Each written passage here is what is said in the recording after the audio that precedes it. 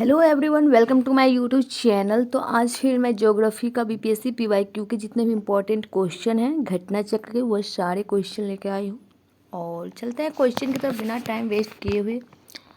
94 number है, निम्न नदियों में सबसे अधिक नदी पथ परिवर्तन किया तो कौन सी नदी है? वो कोसी नदी है। कौन सी नदी? कोसी नदी। कोसी अपनी भयंकर बाढ़ और बार बार मार्ग परिवर्तन करने के लिए विशेष रूप से जानी जाती है। यह कहा जा सकता है कि भारत की अन्य सभी नदियों में से कोसी नदी ने सर्वाधिक बार अपने प्रवाह मार्ग को बदला है। दामोदर, कोयल और स्वर्णरेखा नदियां निम्नलिखित में से किससे निकलती है? तो इसका राइट आंसर हो जाएगा ऑप्शन सी, छोटा नागपुर। छोटा नागपुर पठार। नेक्स्ट क्वेश्चन है, भारतीय मानसून मौसमी विस्थापन से इंगित है, जिसका कारण है? इसका राइट आंसर हो जाएगा स्थल और समुद्र विभेदी तापन। नेक्स्ट क्वेश्चन है, आम्र वर्षा है। आम्र वर्षा तो यहाँ पे हम कर्नाटक एवं केरल में अप्रैल महीने में तरित झंझावत के साथ होने वाली वर्षा को चेरी ब्लॉसम कहता है, जबकि मई महीनों में होने वाली वर्षा को आम्र वर्षा कहते हैं, क्योंकि इस वर्षा से आम के फल पकने लगते हैं। बंगाल एवं असम में अप्रैल मई में होने वाली तरित झंझावत के साथ वर्षा को काल वैसाखी कहा जाता है। नेक्स्ट है, निम्न राज्यों में से किस राज्य में जाड़े के मौसम में बारिश मिलती है? तो वो हो जाएगा तमिलनाडु। चेरापूंजी अवस्थित है तो मेघालय राज्य में। सूची 1 को सूची 2 से सुमेलित कीजिए तथा सूचियों के नीचे दिए गए कूट का प्रयोग करके सही उत्तर चुनिए। इसका राइट आंसर ऑप्शन बी होगा। नेक्स्ट क्वेश्चन है, कड़ेवास मित्र का जो कि जाफरान जिस केसर की एक स्थानीय प्रकार है, जाफरान के उत्पादन के लिए उपयोगी है, पाई जाती है तो वो कश्मीर हिमालय में। रेगुड़ किसका नाम है? तो काली मिट्टी का नाम रेगुड़ है। रेगुड़ मिट्टी सबसे ज़्यादा है तो महाराष्ट्र में। कहाँ पे? महाराष्ट्र में है। रेगुड़ नाम है तो वो काली मिट्टी का नाम रेगुड़ है। मृदा अपरदन रोका जा सकता है तो वनारोपण द्वारा। गंगा के मैदान को एक डैश के रूप में वर्णित किया गया है तो जियोसिंक्लाइन। नेक्स्ट है, गंगा के मैदान की पुरानी कछारी मिट्टी कहलाती है तो वो हो जाएगा बांगर। निम्नलिखित में कौन सी मिट्टी नदियों द्वारा निर्मित है? तो जलोढ़ मिट्टी। भारत के कुल भौगोलिक क्षेत्र में वन क्षेत्र का क्या प्रतिशत है? तो वो हो जाएगा 20.7%। भारत में किस राज्य का सर्वाधिक क्षेत्र घने पतझड़ वाले जंगल से घिरा है? तो मध्य प्रदेश हो जाएगा। प्रतिशत अधिकतम वन क्षेत्र है तो मिजोरम में। भारत के किस राज्य में वन्य जीव अभ्यारण्य सबसे अधिक संख्या में है? इसका राइट आंसर ऑप्शन सी हो जाएगा, महाराष्ट्र। क्या होगा? महाराष्ट्र। दिसंबर 2020 तक की स्थिति के अनुसार भारत के राज्यों में वन्यजीव अभ्यारण्य की सर्वाधिक संख्या महाराष्ट्र में 48 है, जबकि संघ राज्य अंडमान निकोबार द्वीप समूह में 96 है। समस्त विश्व में तेंदुओं की सर्वाधिक आबादी भारत में है, इनके अनुमानित कितना हो जाएगा? Status of leopards in India 2018 के अनुसार भारत में लगभग 12,852 तेंदुआ के होने का अनुमान है। भारत की जनसंख्या विशेषताओं के संबंध में निम्नलिखित कथनों पर मनन कीजिए। 1991 से 2001 के दशक में जनसंख्या की वृद्धि लगभग 21% की दर से हुई है। वर्ष 1991 की अपेक्षा 2001 में पुरुष और महिला साक्षरता का अंतर बढ़ गया है।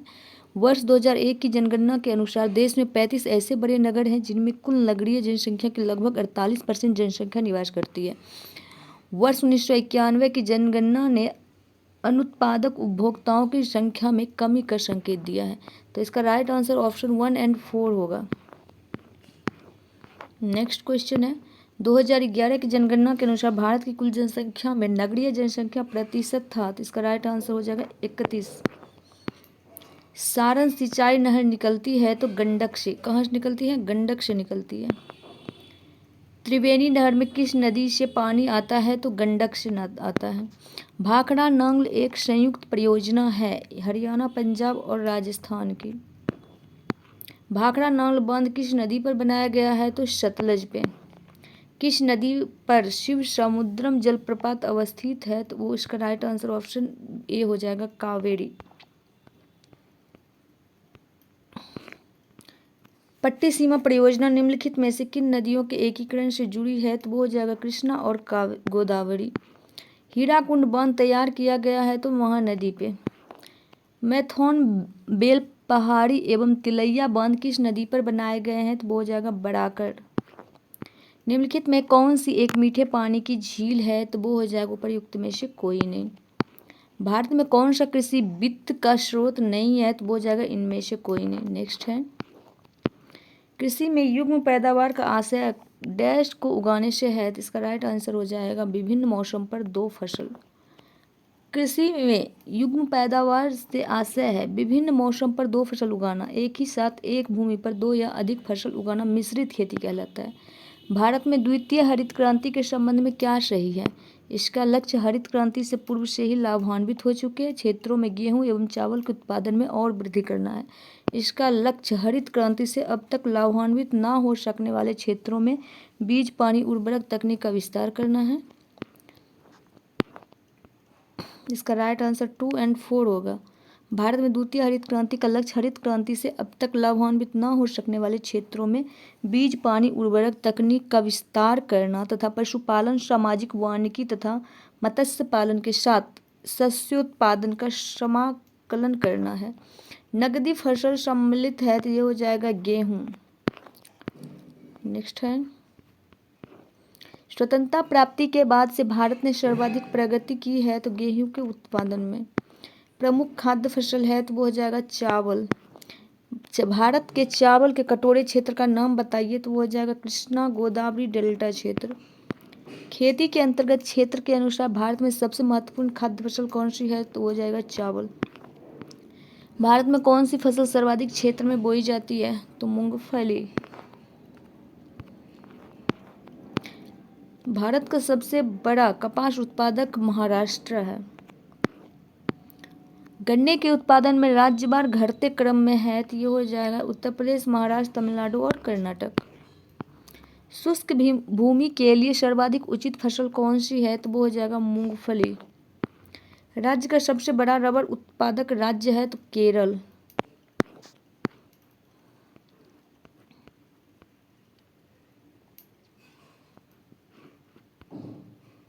निम्नलिखित में से भारत का कौन सा राज्य रबर के उत्पादन में अग्रणी है? तो वो हो जाएगा केरल।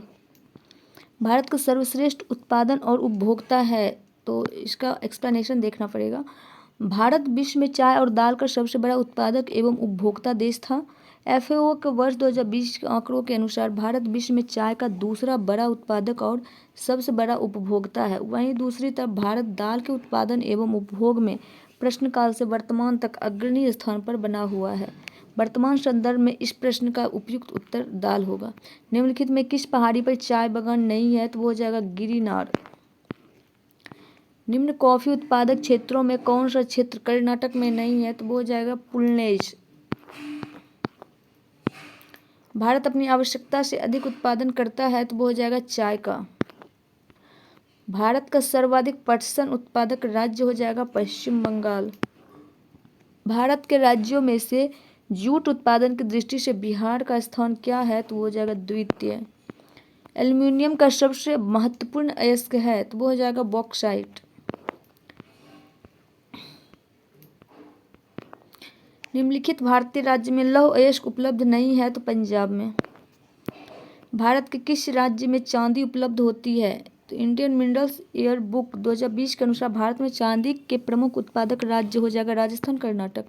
निम्न खनिजों में से किस खनिज के उत्पादन में भारत विश्व में अग्रणी है? तो उपर्युक्त में से कोई नहीं। भारत का कौन सा राज्य सर्वाधिक अभ्रक उत्पादन करता है? तो हो जाएगा झारखंड। भारत में खनिज उत्पादन में समृद्ध राज्य पहचानिए? तो वो हो जाएगा बिहार। कोयला उत्पादन में राज्यवार घटते क्रम में हो जाएगा बिहार, मध्य प्रदेश एवं पश्चिम बंगाल। कोरबा कोयला क्षेत्र अवस्थित है छत्तीसगढ़ में। पश्चिम सिंहभूम में स्थित चिड़िया की सबसे प्रसिद्ध विशेषता क्या है? तो लौह अयस्क खनन। किस खनिज से रेडियम प्राप्त किया जाता है? तो यह जाएगा पिच ब्लेंड। भारत में पहला पनबिजली शक्ति केंद्र आरंभ हुआ तो शिवसमुद्रम में। भारत में ऊर्जा उत्पादन एवं उपभोग के संबंध में निम्नलिखित में कौन सा कथन सही नहीं है? इसका राइट आंसर हो जाएगा भारत में उत्पादित कुल व्यावसायिक ऊर्जा में गैर पारंपरिक ऊर्जा स्रोतों का योगदान 1% क्षेत्र से कम है। भारत में कतिपय लौह इस्पात संयंत्र पश्चिमी तट से होकर आयोजित किए गए हैं। इस उद्योग की ऐसी अवस्थिति का प्रमुख कारण क्या है? इसका राइट आंसर हो जाएगा गोवा एवं मध्य प्रदेश के कुछ भागों में उत्तम श्रेणी के लौह अयस्क निक्षेपों का मिलना तथा इस क्षेत्र से इस्पात निर्यात की तुलनात्मक सुविधा। भारत के कुल कितने राष्ट्रीय राजमार्ग हैं और उनकी कुल लंबाई तकरीबन कितनी है? 64 और 40,000 किलोमीटर। भारत में सबसे पहले रेल मार्ग तैयार हुआ था 1853 में। बड़ी लाइन की दो पटरियों के बीच की दूरी होती है तो 5.5 फीट। मार्मुगाओ पत्तन स्थित है तो कहाँ पे? तो गोवा में।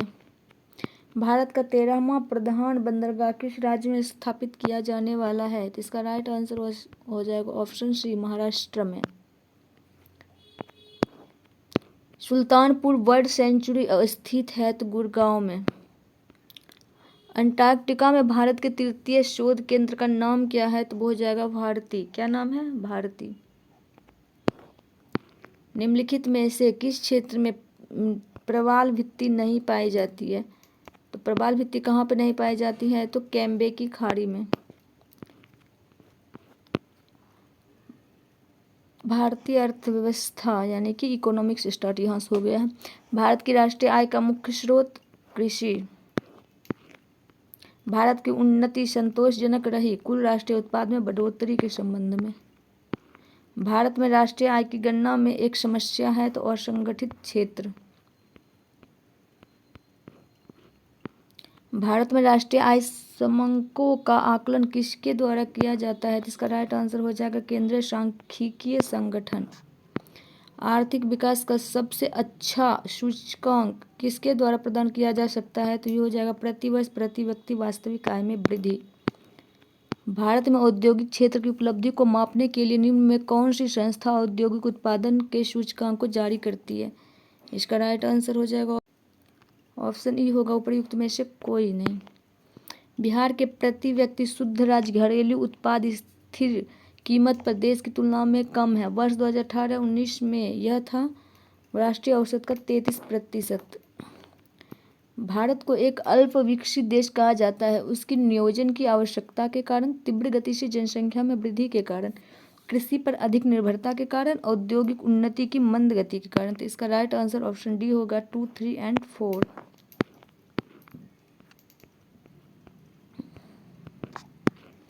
भारत में आर्थिक विकास अवरुद्ध रहा है मुख्यतः उपर्युक्त सभी अकुशल कृषि व्यवस्था के कारण, अनियमित औद्योगिकीकरण के कारण, पश्चात सामाजिक अभिवृद्धि के कारण। हिंदू वृद्धि दर किससे संबंधित है? तो वो हो जाएगा जीडीपी। भारत में सीमांत कृषि भूमि जोत का आकार है वो हो जाएगा 1 हेक्टेयर से कम। बिहार में कृषि भूमि की जोतों का औसतन आकार दूसरे राज्यों की तुलना में है तो न्यूनतम से द्वितीय। भारत में न्यूनतम समर्थन मूल्य का निर्धारण कौन करता है? तो कृषि लागत एवं मूल्य आयोग। भारत में अर्थ शोधन निवारण अधिनियम कब से लागू हुआ? तो वह जाएगा 2005 से। शब्द संक्षेप ट्रिम्स से क्या बनता है? व्यापार संबंधित निवेश उपाय।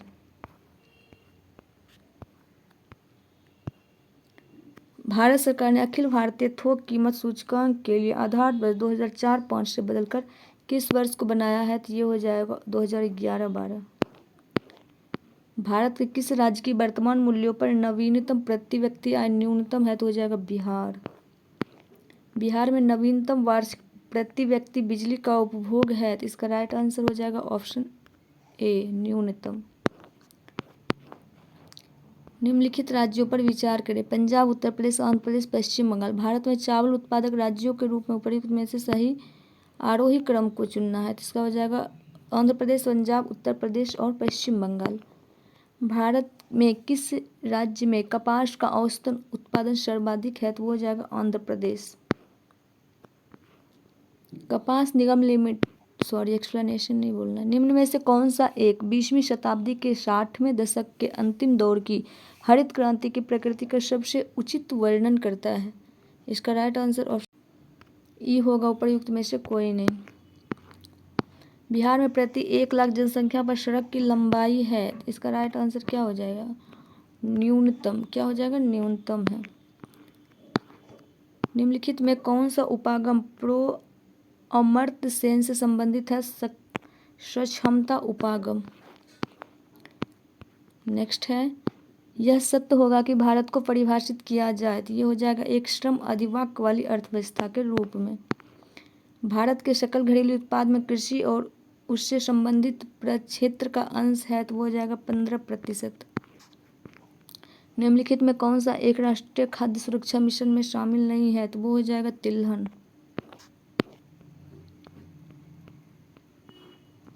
भारत में खाद्य प्रबंधन का निम्न में से कौन सा एक उद्देश्य नहीं है तो ये हो जाएगा खाद्यान्नों का निर्यात। किस वर्ष कृषि और संबद्ध क्षेत्रों की वार्षिक औसत वृद्धि दर नकारात्मक हो गई? इसकी हो जाएगा 2002-03। भारत के केंद्रीय बजट में संस्थागत कृषि शाख का प्रवाह बढ़ाने के लिए वर्ष 2020-21 के लिए क्या शाख लक्ष्य रखा गया है? तो इसका राइट आंसर ऑप्शन सी हो जाएगा 15 लाख करोड़ रुपये। निम्न कथनों पर विचार कीजिए। वर्षा बीमा भारतीय कृषि बीमा लिमिटेड द्वारा किया जाता है। यह वो योजना वर्ष 2007 के दौरान दक्षिण पश्चिम मानसून अवधि में शुरू की गई। इसका राइट आंसर केवल 1 होगा। माइक्रो लघु और मध्यम उद्यम विकास अधिनियम 2006 के अनुसार निम्न में कौन सी एक निर्माणी क्षेत्र के मध्यम उद्योगों हेतु निर्धारित निवेश की सीमा है? तो इसका राइट आंसर हो जाएगा 5 करोड़ रुपये से अधिक और 10 करोड़ रुपये से कम।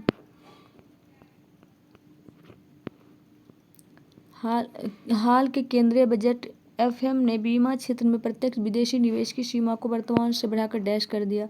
इसका राइट आंसर हो जाएगा 74%।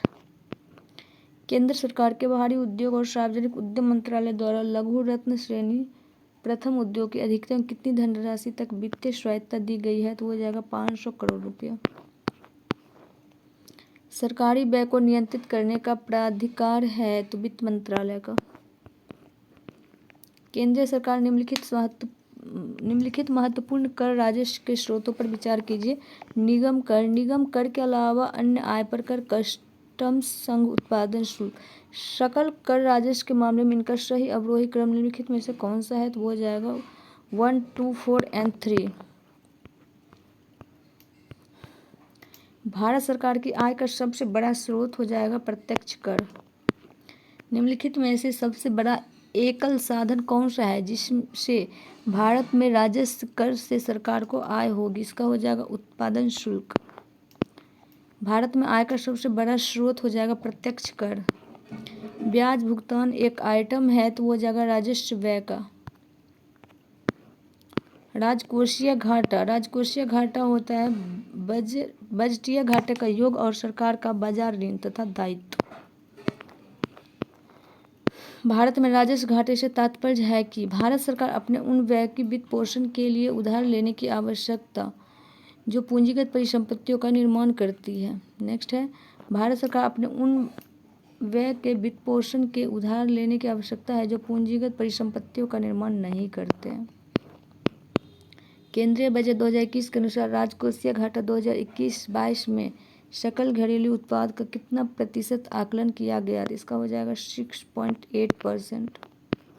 प्रभावी राजस्व घाटा किस केंद्रीय बजट में पेश किया गया? तो ये हो जाएगा 2011-12।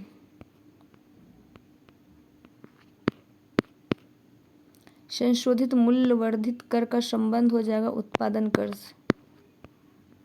भारत में सेवा कर किस वर्ष प्रारंभ किया गया था? तो वो जाएगा 1994-95।